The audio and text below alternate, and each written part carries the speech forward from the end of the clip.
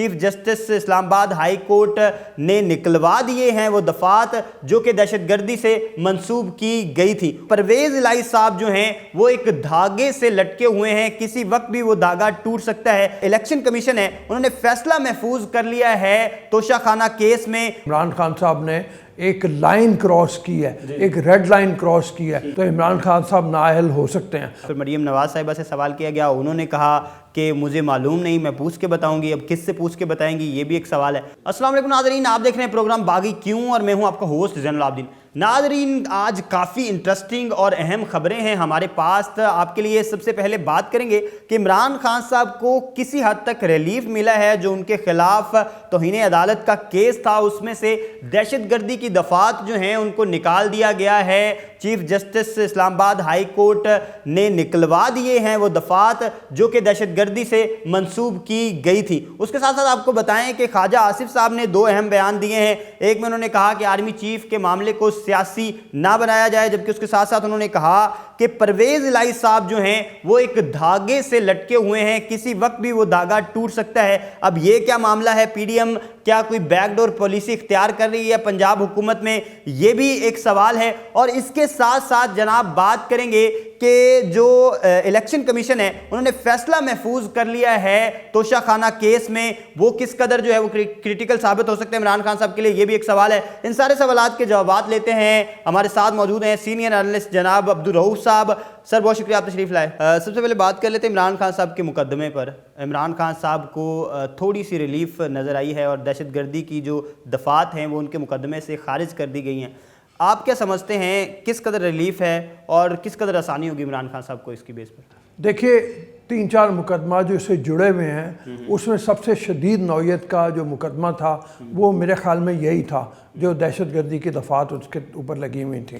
تو اگر وہ ہو جاتی ہے تو اس سے ایک کورٹ کا ٹرینڈ بھی ہمیں دیکھنے کو مل رہا ہے، اور وہ یہ ہے کہ زیادہ سختی نہ کی جائے، ایک نرمی کا برتاؤ کیا جائے۔ تو میرے خیال میں عمران خان صاحب کو اس سے ریلیف ملتا نظر آتا ہے۔ اور ظاہر ہے مطلب ہم ایک چیز اور بھی دیکھ رہے ہیں کہ جیسے وہاں پہ بحث ہوئی کورٹ کے اندر، اور کورٹ میں جس وقت جو حکومتی وکیل ہیں وہ بار بار اس بات کے اوپر کہہ رہے ہیں کہ عمران خان صاحب نے ایک لائن کراس کی ہے، ایک ریڈ لائن کراس کی ہے، جس طرح سے انہوں نے زیبا چودھری کو دھمکایا، جس طرح سے انہوں نے آئی جی کو، ایڈیشنل آئی جی کو دھمکایا۔ لیکن بات یہ ہے کہ حکومت یہ کہنے میں اگرچہ باور کرانے میں کامیاب ہوتی ہے، لیکن بات یہ ہے کہ نہ تو زیبا چودھری کی طرف سے اور نہ ہی آئی جی اور ایڈیشنل آئی جی کی طرف سے کوئی ایسی درخواست آئی جس کے بارے میں اطہر من اللہ صاحب نے، چیف جسٹس جو ہیں، انہوں نے کہا بھی کہ ان کی طرف سے تو کوئی درخواست آئی نہیں ہے۔ تو پھر ہم کس طرح سے اس طرح کی بات کریں؟ اچھا سر، یہ تو کیس اور معاملہ جو ہے اس میں کسی قدر جو ہے وہ ریلیف ملتی نظر آ رہی عمران خان صاحب کو، اور آسانیاں پیدا ہوئی ہیں کچھ عمران خان صاحب کے لیے۔ لیکن جو دوسری طرف ہم دیکھیں تو الیکشن کمیشن نے فیصلہ محفوظ کر لیا ہے توشہ خانہ کیس میں۔ آپ کیا سمجھتے ہیں وہاں پہ کچھ مسائل ہو سکتے ہیں؟ عمران خان صاحب تو کہتے ہیں کہ یہ ان کی ثوابدیدی نہیں ہے، ان کے دائرہ اختیار میں ہی نہیں آتا۔ عمران خان صاحب لاکھ کہتے رہیں، لیکن مسئلہ یہ ہے کہ اس کے اوپر اگر کیس ثابت ہو جاتا ہے تو عمران خان صاحب نااہل ہو سکتے ہیں۔ اور میں سمجھتا ہوں کہ اس سے زیادہ بھی ایک اور خوفناک جو کیس ہے وہ فورن فنڈنگ کا کیس ہے، جس میں ابھی تک 8 سال گزرنے کے باوجود عمران خان صاحب اور ان کی پارٹی ٹائم تو لیتے چلے جا رہے ہیں، لیکن وہ جسٹیفائی اس کو نہیں کر پائے کہ وہ فنڈنگ کیوں آئی، کہاں سے آئی، کس طرح سے آئی، کن اکاؤنٹس میں آئی۔ ہم نے پہلے بھی ذکر کیا کئی دفعہ اس پروگرام میں کہ ووٹن کرکٹ کلب جیسے ٹائپ کے جو خیراتی نام پہ اکٹھے کیے گئے فنڈز اور ان کو استعمال کیا گیا ایک پولیٹیکل پارٹی کے لیے، یہاں پہ اسرائیلی اور بھارتی نژاد باشندوں نے فنڈنگ کی عمران خان صاحب کی پارٹی کی، اس کے لیے پیسے دیے، اس کو کس طریقے سے جسٹیفائی کریں گے؟ اور کچھ نہیں تو کم از کم اتنا تو ہونا ہے کہ وہ فنڈنگ ساری کی ساری ضبط ہو جائے گی۔ اور اس معاملے میں بھی یہ ہے کہ الیکشن کمیشن نے آج جب پروسیڈنگز کی ہیں تو اس کے اوپر عمران خان صاحب کے وکیل یہی کہہ رہے تھے کہ ہمیں 14 دن کی اور مہلت دی جائے، ابھی نامکمل بیان انہوں نے جمع کروایا۔ اچھا سر، مجھے یہ بتائیے گا، عمران خان صاحب نے تنقید کی ہے شہباز شریف صاحب پر کہ یہ جو وقت ہے یہ بیرونی دوروں کا نہیں بلکہ ملک میں رہنے کا اور ملک میں اپنی عوام کا ساتھ دینے کا ہے۔ آپ کیا سمجھتے ہیں؟ یہ بیان تو بالکل obvious سی بات ہے، اور لندن کا دورہ جس طرح سے نواز شریف صاحب سے ملاقاتیں ہوئی ہیں وہ تو میرے خیال میں موجودہ وقت میں آپ بھی اس کو بیک نہیں کریں گے، اور دوسری جانب عمران خان صاحب کا خود کا رویہ کیا ہے کہ وہ خود بھی تو الیکشن کی کال مانگ رہے ہیں اور کہہ رہے ہیں کہ الیکشن کروائیں، تو دونوں طرف آپ کو لگ رہا ہے مسائل ہیں یا شہباز شریف صاحب زیادہ وکٹم نظر آ رہے ہیں؟ نہیں، آپ نے بالکل صحیح پوائنٹ آؤٹ کیا ہے. سب سے پہلے تو اپنے گریبان میں جھانکنا چاہیے. عمران خان صاحب نے یہ کہا کہ 2 ہفتے کی کال دے رہا ہوں. اگر 2 ہفتے میں حکومت نے فیصلہ نہ کیا، الیکشن کا ڈیٹ نہ دی، تو پھر میں سٹرائک کی کال دوں گا، لانگ مارچ کی کال دوں گا، اسلام آباد بند کر دوں گا. یہ دھمکیاں ہیں نا. دوسری بات یہ ہے کہ پرائم منسٹر کا دورہ شہباز شریف کا بڑا امپورٹنٹ ہے. دیکھیے، جو نواز شریف سے اس کی ملاقات ہوئی ہے پرائم منسٹر کی، وہ تو چند گھنٹوں کی تھی.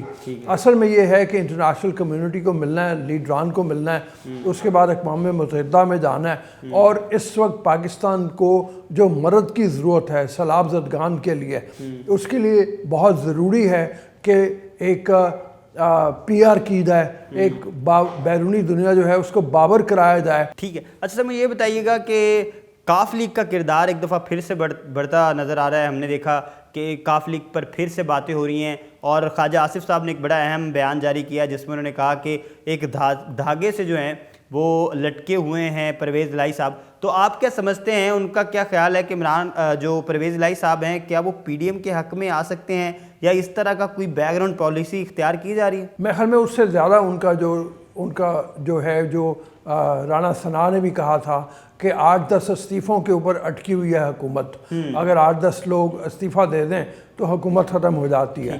فی الحال پرویز الہی کا میرے خیال میں ٹوٹ کے جانا پی ڈی ایم کی طرف ذرا مجھے تو مشکل لگتا ہے. ایسے چانسز کم ہیں.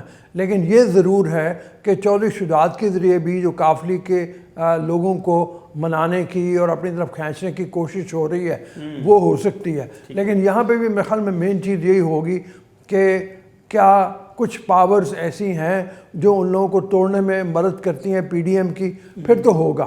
ادروائز میرا نہیں خیال کہ ایسا کچھ ممکن ہو پائے گا. ٹھیک ہے. سر مجھے یہ بتائیے گا کہ خواجہ آصف صاحب نے ایک اور بھی بات کی جس میں انہوں نے کہا کہ جو معاملات ہیں آرمی چیف کی تقرری کے، اس کو سیاست میں نہ لایا جائے. آپ کا کیا خیال ہے؟ پاکستان کی اگر اوور آل سیاست دیکھی جائے تو یہ کوئی بہت اہم ڈیسیجن ہے یا نہیں ہے جس طرح سے خواجہ آصف صاحب اس کو لائٹ؟ میرے خیال میں بالکل صحیح بات ہے. یہ جو ہے یہ سیاست کو کیوں آپ اس طرح کا رنگ دے رہے ہیں؟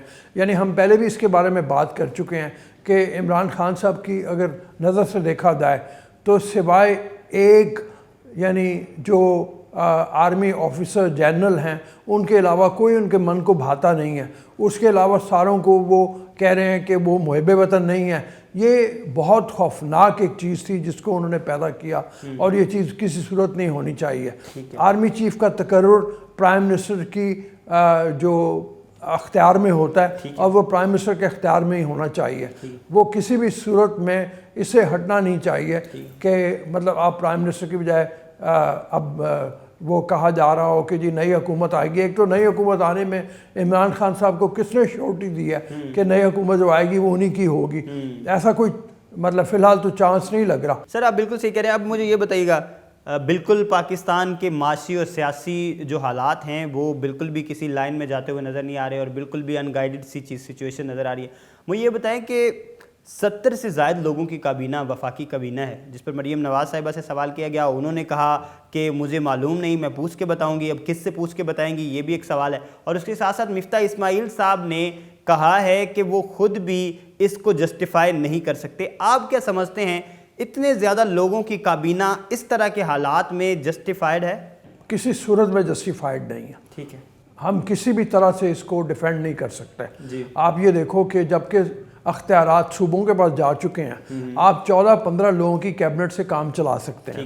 آپ نے زیادہ کچھ مشیر رکھنے ہیں، لیکن ظاہر ہے جس وقت آپ بات یہ کر رہے ہو کہ 12-13 پارٹیاں مل کے اکٹھی ہوئی ہیں، انہوں نے بھانمتی کا کنبہ جوڑا ہوا ہے. بھانمتی کے کنبے کو سب کو سیٹسفائی کرنے کے لیے منسٹریز دینے کی ضرورت ہے. یہ ایسی صورت ہے. ابھی ان کے اخراجات کے بارے میں اگر آپ دیکھو تو اخراجات اتنے زیادہ ہوں گے کہ جس کی کوئی حد نہیں. تو اس طرف توجہ ضرور ہونی چاہیے. میرے خیال میں جب آپ کہہ رہے ہیں کہ قومی خزانے کے اوپر بوجھ نہیں ہونا چاہیے تو اس بوجھ کو بھی ختم کرنا چاہیے. جی بہت شکریہ سر, آپ تشریف لائے, آپ نے ہمارے سوالوں کے جواب دیے.